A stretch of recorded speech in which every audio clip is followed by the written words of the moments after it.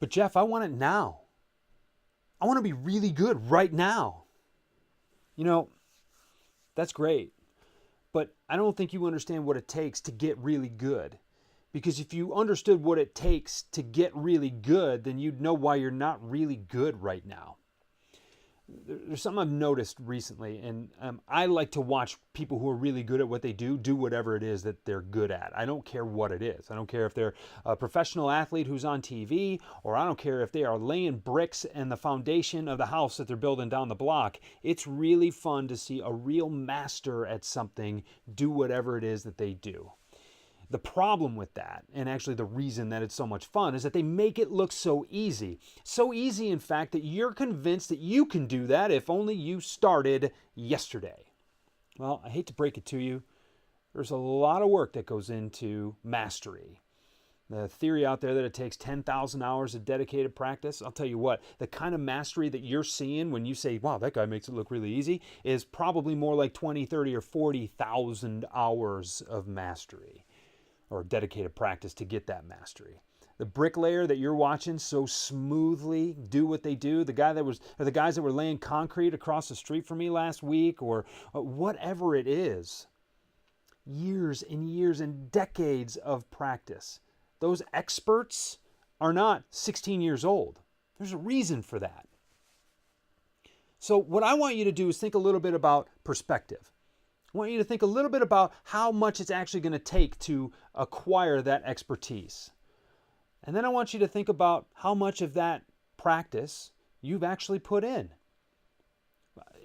Maybe you're disappointed now knowing that you can't be amazing tomorrow, but maybe you feel a little better knowing that you've got more experience under your belt that's leading to a higher level of expertise now than you did a year ago.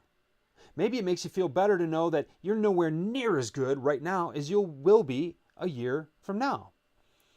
Now, the funny thing about climbing a mountain, especially the mountain of what you imagine success will look like, is that you've got this idea that there's a peak just on the other side of the clouds.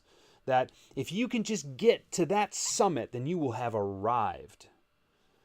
Now, those of us who have climbed that mountain before or similar mountains to it, know, and just ask one of us, that as soon as you clear that cloud cover, that's a tongue twister for you, you'll get to what you think is going to be the top, and you will realize that there is so much more peak or so much more mountain before that peak than you could ever have imagined.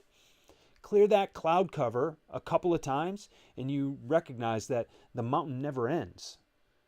You never lose opportunities to improve over where you are right now. What few people will do, and this is what gets so frustrating about it, is few people turn around and look behind them. They don't look at how far they've come. They don't look at the journey they've taken to get where they are right now, and thus they don't appreciate how good they are right now. The key to becoming amazing at something is dedicated practice, and a lot of it.